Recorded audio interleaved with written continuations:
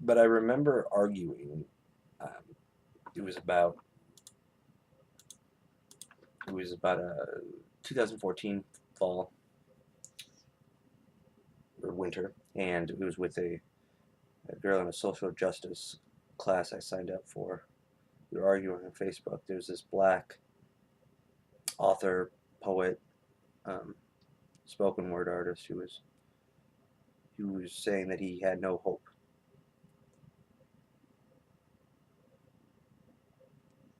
He was impassioned and seemingly desperate. And I argued that it's a little absurd to say that there's no hope because there are plenty of um, success stories. And to be clear, he was speaking of hope for black people as a whole in terms of being able to live fulfilling, comfortable lives. But I thought the notion that no one should have hope is absurd, and especially because even when things are horrible, hope is generally what drives humans to somehow survive or even thrive. And this is not to say that I believe in the mantra that Americans love to chant, especially white Americans, is pull yourself up by your bootstraps. But I don't think it's healthy or it's to lose hope if you can help it. To not look for every possible area where you might succeed. And blacks have done this very well. They're very resilient because they're human. Humans are very resilient.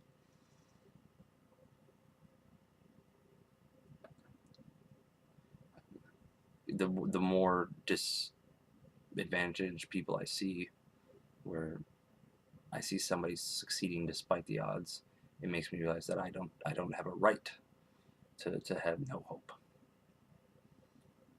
Though my life has not been nearly as tumultuous and difficult as a lot of black people's, the majority. But that's a digression.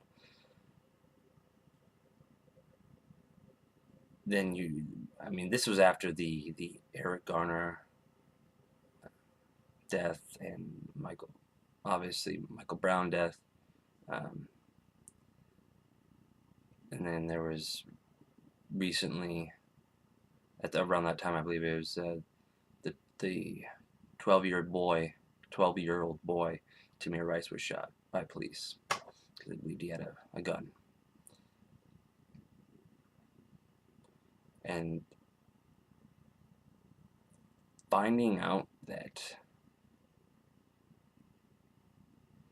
the officer who did shoot him would not be indicted and would receive no consequence, no direct consequence, because that cop obviously will have a very difficult life in terms of his former career, because he won't be able to go back to it, but not in terms of criminal justice, like we would expect of somebody who would purposefully or accidentally taken the life of another.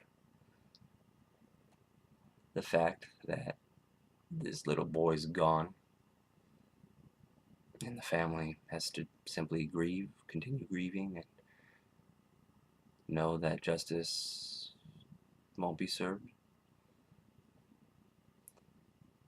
And regardless, let's say the officer is totally in the right. The boy's gone, and the family will grieve. And this kind of stuff has been happening, as my good friends who's black pointed out, that a lot of this is just getting media coverage now. Now that we have Facebook and social media, people are allowed to distribute it, and now the media has sensationalized it, but it's been happening. And it seems to be becoming even more radical because of the uh, the backlash from people who think that that they think that blacks are playing victim, and so it enhances maybe some sort of dormant or even mild prejudice within those people. But the fact that this boy's gone and there's just nothing, and it probably will happen again. It may not. Someone might not have a cell phone to see it next time. That makes me lose hope. I'm not even black. But it comes full circle with the idea of humanity that it's going to happen for a long time, and eventually they're going to say, oh, we screwed up. We're sorry. Here's some money. Here's some whatever. But it's not going to fix it. We can't truly, unless we have invented a time machine as a species in the next 100, 200 years, go back and fix things. It just happened, and that's just going to be that until the next crises or injustice that we do to each other happens.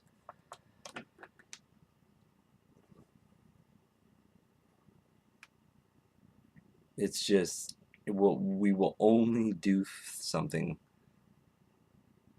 right when we are comfortable enough to do it.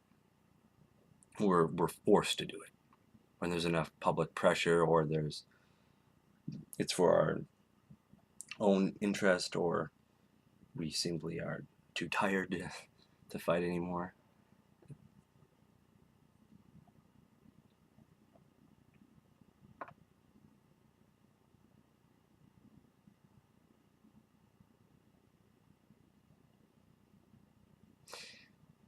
The fact that I don't know what that's going through the officer's mind, but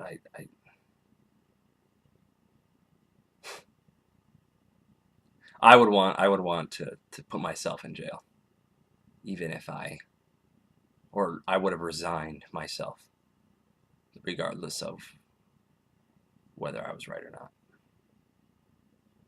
I work in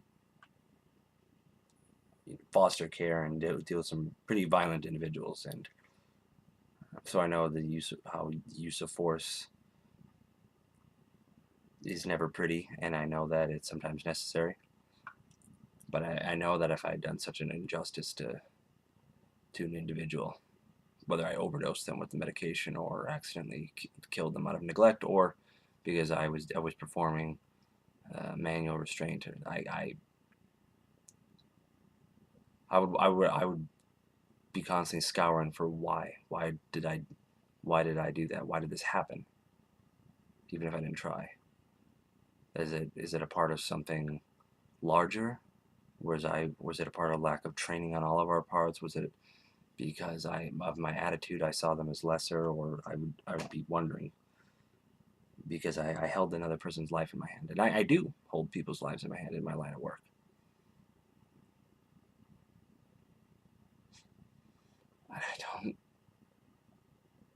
I don't think any officer takes it lightly, but I wonder that level of justification they feel.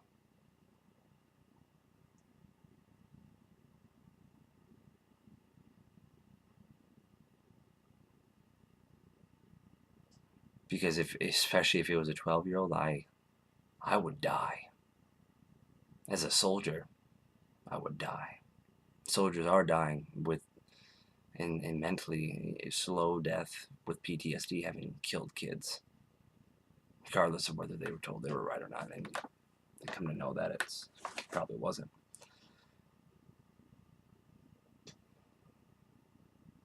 The only way I could justify that was by dehumanizing them. And like they train you to do as a soldier, or you experience after a long time of doing that kind of work.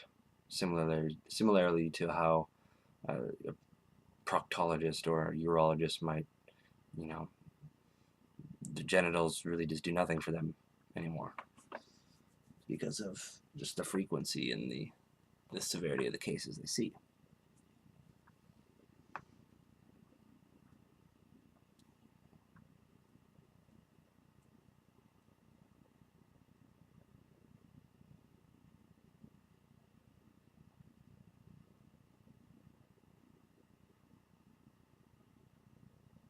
But I mean, perhaps it's not a complete dehumanization in the sense that like the Abu Ghraib prison studies, or the way people dehumanize the Jews, or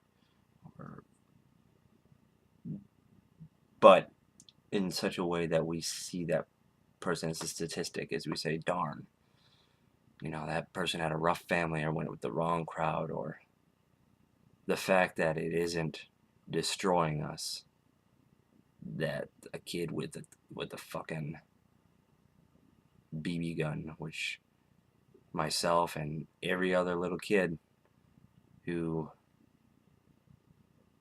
had friends or had the least inclination towards play violence would have had. And that kid just dying and it being a case rather than a tragedy that forces us to change how we do things makes me lose hope. I know that every time I did escort or manual restraint in my line of work, it's always how could I have done it differently? What could I have done differently? How can I improve at the very least if I'm looking at this? How could I be more efficient if I'm simply looking at this from a strictly practical standpoint?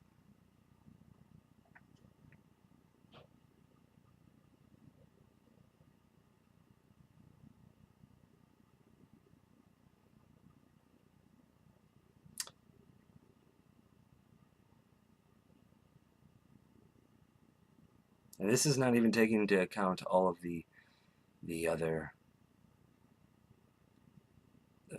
shootings of police of unarmed individuals, or the cases where police are clearly abusing their power, their and abusing people's rights. When you factor all that in, I could see why one would lose hope. But I don't believe in entirely losing one's hope, and I'm sticking to my guns here, no pun intended, that it is a duty to not lose hope. And in this way, hope is not merely an ideal or something that I wish for. It's something I have. It's tangible to me because I'm talking now. I'm not merely venting. That's what my punching bag is for.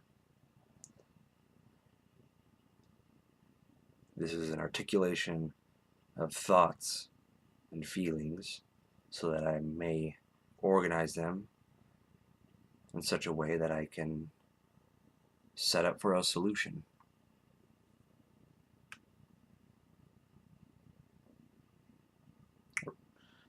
Or a way to be a part of a solution.